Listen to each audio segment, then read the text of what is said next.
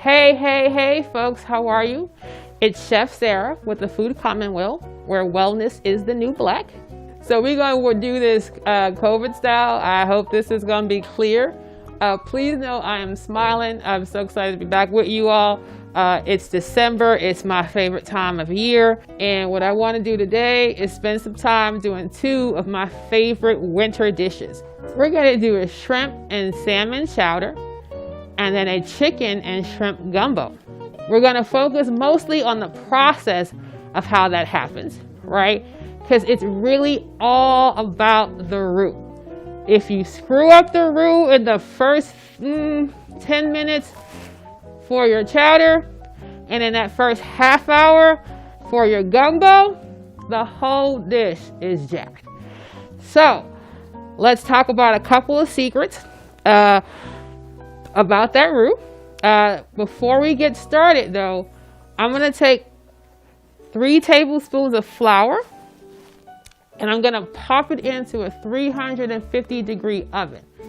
I'll explain more about that later, but it's really important that if you're going to do a gumbo, and if you're going to do it the way I do it, the very first thing you do is get these 3 tablespoons of flour spread out very nicely on some parchment paper or a silk pad and get it into a 350-degree oven for about 25 minutes. Let's get started. First, we're going to start off talking about that sort of classic just white roux, which is 2 tablespoons of flour and 2 tablespoons of fat. We're going to get that started. Our fat today is just going to be a plant-based butter substitute for whatever that's called. Put my corn over here for later. I have a pot. I'm going to get that pot on a medium heat. For this purpose, I'm going to use about 2 tablespoons of flour. Feel free to use a measuring spoon. I've done this enough that I just feel pretty confident that that's about where we are, right? And what I'm going to do is just let that flour toast up a bit. Now, the trick with this is that flour really doesn't have a smell, right? It's just sort of a powdery grain. It doesn't really smell like anything in particular. However, once you add heat to that, just like if you're taking bread and putting it into a toaster, it starts to smell like bread, right?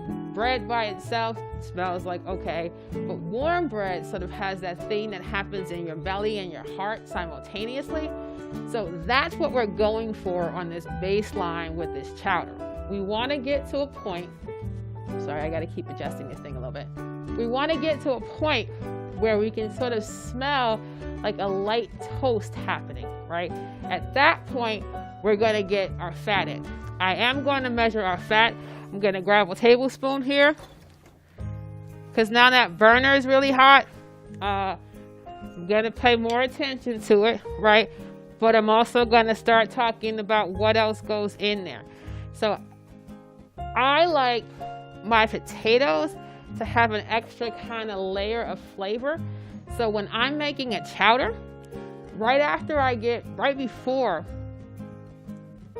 so when I'm making a chowder, right before I put my fat in, I add in my potatoes and I try and get those potatoes really coated with that flour and then add in my fat. What that does is it gives the potatoes its own little sort of crunchy finish. And then once I add in the broth, it sort of makes that gravy instantly creamy. Or stock, as we call it in the culinary world. My granny called everything gravy. Clear gravy, brown gravy, red gravy, gravy. All right, so my flour.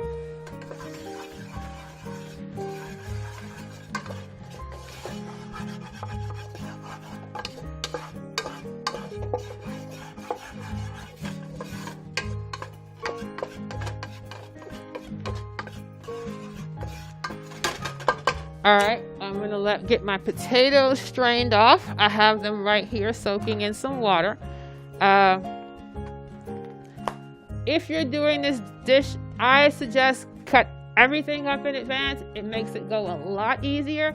If you got multiple hands in the house, give everybody a vegetable, right? And let them do their part. Like, ooh, so Tony's on the red peppers, Wayne's on the green peppers. You know, make it fun. Give Julio the onions, right? So some of you also might have picked up a little love package from Room to Bloom or Lotus Bloom Resource Center up in East Oakland. If you did, you also got a little love package from us at the Commonweal, which was some things to do just this. Go home and make a soup or make a stock, right? There were some potatoes and some onions and some carrots. I'm going to use these potatoes, onions, and carrots for my chowder, right? Wash them off. Going to get them chopped up. All of these things were harvested fresh at the farm. Well, not all of them, not the red potatoes. We had to go purchase those, right? But we're just going to get them cut up. And what's most important about this dish is that things are cut evenly, right? Evenly. You want things to cook. You don't want one potato to be really hard and crunchy and then the other potato to be all mushy. Granted, yes, it's a soup technically, so you can get away with that more easily than if it were like home fries or something like that. But still, for consistency's sake, you want to make sure that that's happening. All right, so I'm getting my potatoes all coated with flour.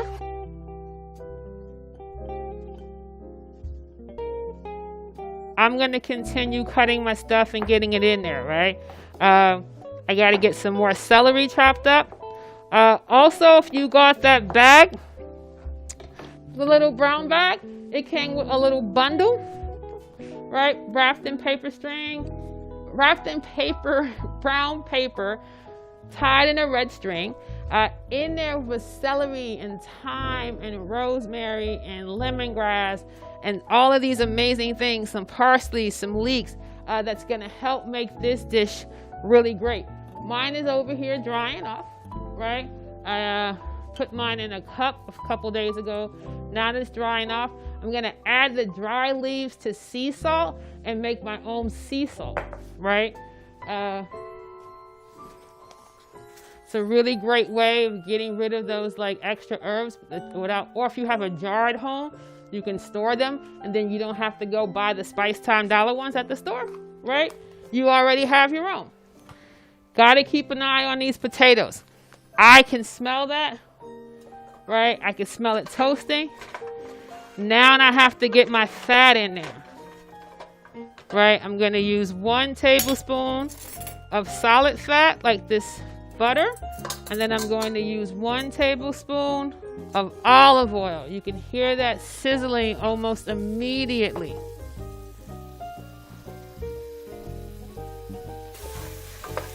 Now the goal here is to get the potatoes all golden brown, right? Which would let us know that that flour is toasted, right? I'm gonna take a couple of ribs of the celery. I'm gonna get that rinsed off.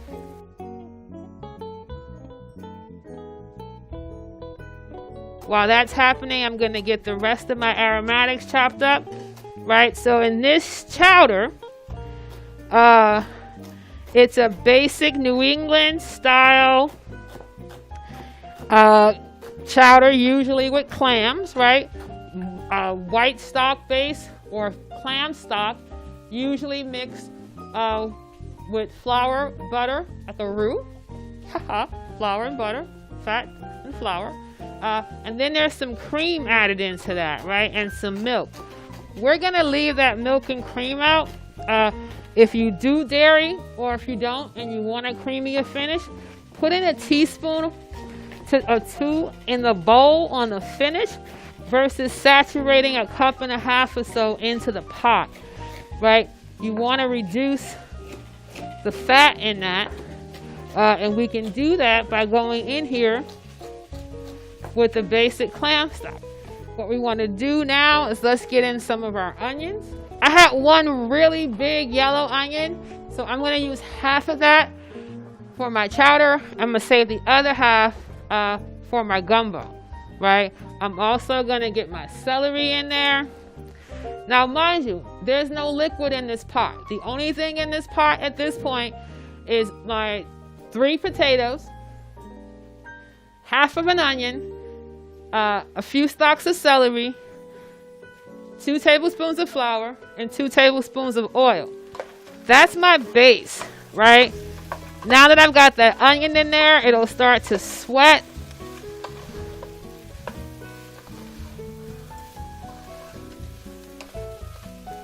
Now the thing about fish chowders is because fish in itself is a really quick cook and a very delicate flesh, that goes in probably like 10 to 15 minutes before the chowder is done. All right, so you want those potatoes, onion, that sort of mirepoix, your onion, your celery, your carrot, mixed with that potato and the roux, right? Your 2 tablespoons of flour and your 2 tablespoons of fat to sort of really get in there and create a baseline. Now, we're gonna add some smoked salmon and some salmon to our chowder. We're also gonna put a little bit of smoked trout. Now, the smoked trout came with the skin on it, right? So I took that skin along with all of the tops from the celery, the skin of the onion, the peel from the carrot, and I made myself a fish stock.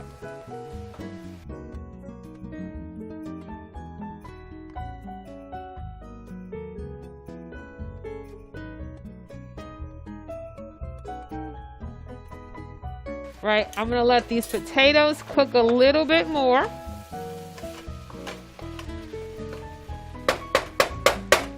I'm gonna get my colander set up over here. So I like to double strain my stock, right? Because I just put everything in it, all the peels, all the tops, all the stems. I don't want any of that in my actual dish. So I take a mesh strainer on top of a strainer, and then I ladle in the stock so that I just get clear liquid. We want to keep that fire on medium, right? And we sort of really want to let them simmer in that stock so that all of that like natural starch in the potatoes and the sweetness that's in those carrots happens naturally. That's gonna give us that sort of creamy, belly warming, delicious finish without the guilt from the fat or the discomfort and bloating from like having too much dairy in your system. Okay, so let's talk about this fish. Just a fillet of salmon. This part over here is a little thin, a little woody. I'm going to cut that right off, right? And then I'm going to add that into my stock pot. Now, I don't particularly want the skin in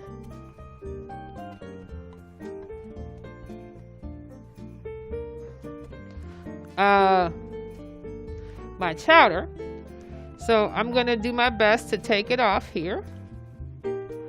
My brother would have a lot to say about how I'm doing this, but I'm not asking him, so I'm gonna keep it pushing. I just want the flesh of the fish, and I'm gonna use everything else to keep my stock going, right? Because I can always freeze that chicken stock. And again, because this is a chowder and not like a fancy finish that I have to worry about each piece being a perfectly sized thing, I can be a lot more lenient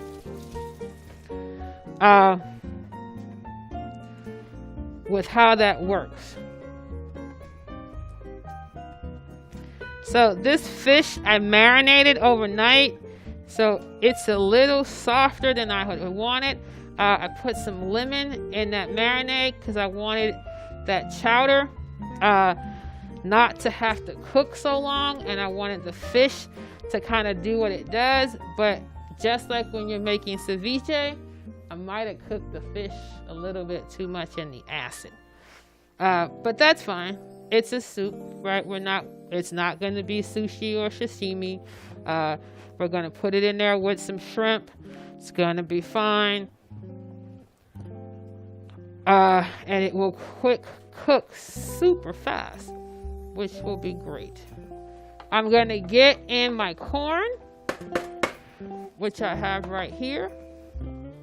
I roasted that.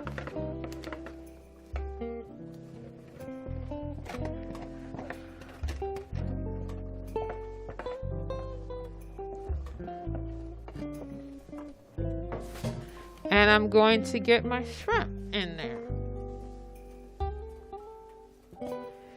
Now, what I'm not going to do is stir it yet. It's going to take about 15 minutes before that stock is at a rapid boil, at which point I will add that to the chowder, and that'll cook for an additional 5 minutes for a total of about 20 minutes before it's finished. So I've got a little bit of time on my hands. What I'm going to do now is, you might recall that before we started this chowder, I took some flour and I stuck it in the oven. I'm going to check that flour, give it a quick stir, and then I'm going to tell you what it is that I'm going to do with it. Right, you'll see that is brown. Right, it's that lovely golden brown.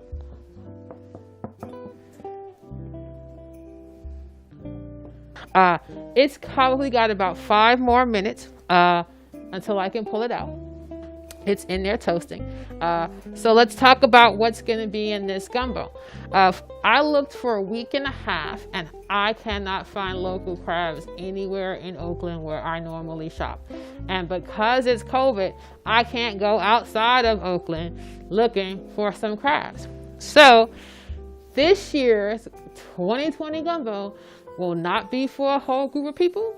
I won't be inviting my friends over to come get a bowl, nor we will be hanging out, eating it. So I don't need to make a bowl of it, a pot of it for 20. And it doesn't have crab, so I'm a little bit disappointed in that. So we're going to hang it, and we're going to do a basic chicken and shrimp gumbo. I've got some chicken andouilles. I've roasted some chicken over here. It's just some dark meat chicken. If you're going to be using chicken, I suggest that you do chicken with skin and bone on it for this dish. Again, just because it adds notes and notes of flavor. If you are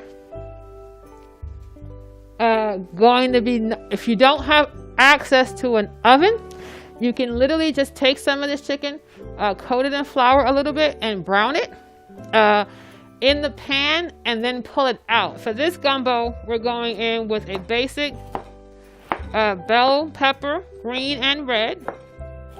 Right, I got my red one already chopped up. Get that chicken in there. Right, now, as I mentioned, a roux is equal parts fat and flour. So it doesn't matter what kind of fat. If you're using bacon or ribs or any of the pork products for your gumbo, get that fat in there first, right? Use that to season your pan. Bacon drippings are great if you're doing that. We're using chicken. And we're going to use a bunch of olive oil. And again, it's just to get some flavor happening. Okay, let's get our toasted flour out of the oven. That is perfect. That rich caramel color smells nutty and delicious, right? That's our baseline for our gumbo. So we're going to get that in here. And again, you need equal parts.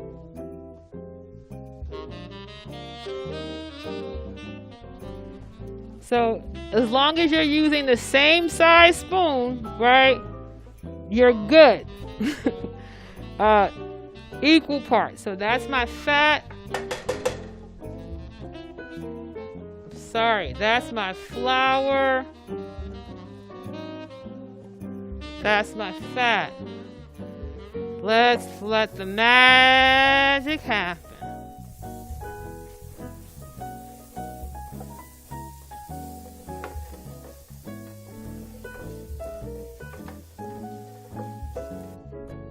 So we've got our onion, our red and green bell pepper, our carrot going in next with our celery. Let's get that stirred up, right? What's in the bottom is our flour and our fat. Just try and keep it all in the pan would be helpful. So I think the beauty about these holiday dishes, these big stew pots, right? Regardless to your culture and what the dish is, whether you're doing a biryani or you're doing a paella, you're doing gumbo, you're coming together to make tamales or pasteles, whatever that sort of cultural thing is, if you're coming together to make roti, it really is challenging in this COVID life to not be able to have those huge family gatherings, right? And we really are encouraging folks to stay safe so we can all get back to like life is what we used to call normal. But we also don't want you to sacrifice your food finishes, right? We want you to be able to still have those great celebration dishes. But first, I got to get it finished. So I've got all my aromatics are in there. Next, I'm going to go in with my chicken sausage. I'm going to get that in there. Again, I'm going to put that shrimp in right at the very last. I'm going to go back in here with my chicken pieces. Get those in here. Now, gumbo itself means okra in Africa, right? The word for okra, what we call okra is gumbo. And that's the baseline for this dish. It was really hard to find fresh okra at the last minute, but everywhere sort of had this frozen okra. If you know anything about okra, you know it can be very slimy in the inside. I find that when you freeze it, it actually accentuates the slime, which does not make for the perfect dish in my opinion. So I take that okra and I toast it. I put it, you can see I have a little corn in there. I use the same tray, but I put it on a sheet pan and I just toast it, right? So I get something that resembles more of what fresh okra would have looked like if I had been able to just chop it up.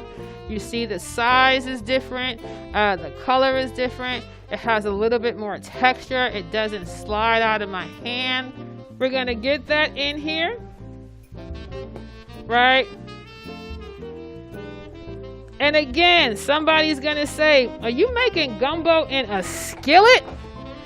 Yeah, I'm making gumbo in a skillet because I'm making gumbo for 4 people, right? I don't need a big stock pot if I'm not making it for dozens of people. Scale down the pot, create more of a celebration finish. I'm setting it up more like a paella so that when it cooks, it'll also look great in the process, right? I'm going to get some stock in there right now. I'm using the same stock that I used for my chowder. Tomatoes in here next. That's 1 large can.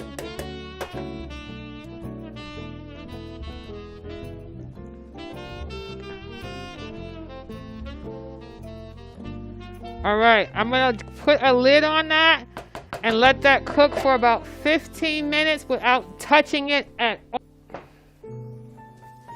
All right, let's see what this tastes like. It looks great. It smells great. But I haven't done anything to it. I haven't added any salt or pepper because we had a lot happening in that stock. I know I'm going to need to finish it with a little bit of salt and pepper, but I want to taste it beforehand so I don't overdo it. Start with the stock.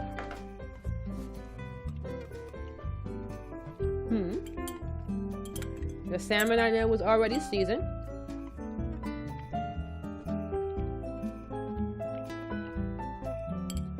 That shrimp definitely needs a little bit of salt. Again, if you like thicker chowders and you still want to keep it dairy free, you can do a couple of things. You can make a little bit of what I call a slurry, a little bit of cornstarch and water, right? That'll help thicken up that broth.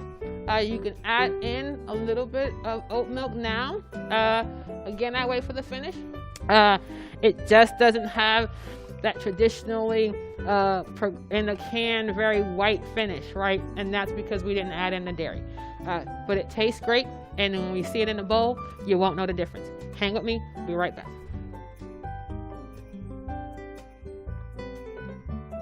Okay, so we're back.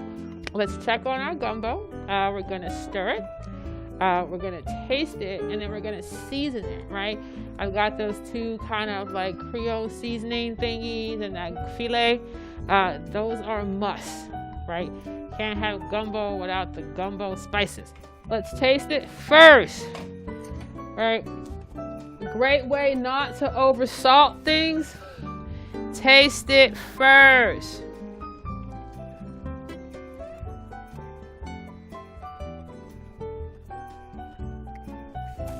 Because remember, the chicken is already seasoned. The sausage already seasoned. So and then the carrots, onions, celery, peppers are seasoning. So you don't want to over salt it, right? And you notice that I put a little bit all the way around. It's so that I don't have to go in and stir it. I'm gonna get my shrimp in there. I'm going to clean this off, and then we're going to get it plated, right? That's going to be about, it has to cook. If you're making a big pot of gumbo, yes, it takes 2 to 3 hours for it all to cook because there's so much in the pot. When you're making a pot of gumbo for 4 people, which is really just a large skillet of gumbo, it's pretty much done in about 40 minutes. It's going to take the shrimp about 15 minutes to cook.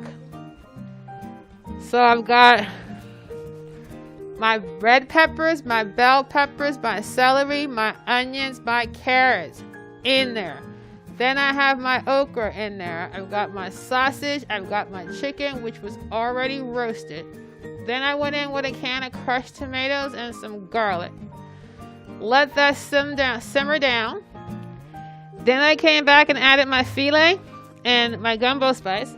I put in my shrimp. And my last thing is a nice dash of Worcestershire sauce. All right, I'm going to get that lid back on here. All right, and then I'm going to see you at the table.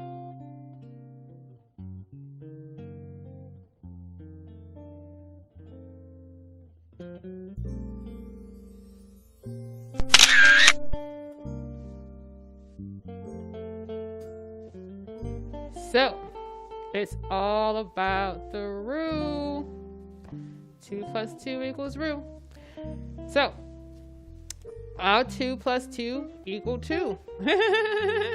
So we've got our dark roux here with our gumbo, chicken and shrimp on the finish here. And we've got our salmon and shrimp chowder.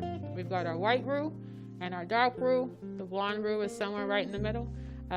Check out the information. Have a great holiday. Please, please, please be safe. Wear your mask, stay inside, stay at home.